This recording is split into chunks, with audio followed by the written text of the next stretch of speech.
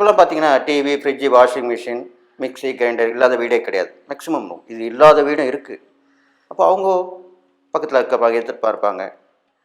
இப்போலாம் பெரும்பாலும் பார்த்தீங்கன்னா, அந்த மாதிரி வீட்டு உபயோகப் பொருட்களை வாங்குறது கூட இரவுல தான் வாங்கிட்டு வந்து டெலிவரி பண்ணுறாங்க. அதுக்கு என்ன காரணம்னு கேட்டிங்கன்னா, யாரும் பார்த்துடக்கூடாதுக்காக தான். பெருசு பெருசாக வந்து இறங்குனா பார்ப்பாங்க. அப்போ அதில் ஒரு கண் திருஷ்டி வரும்.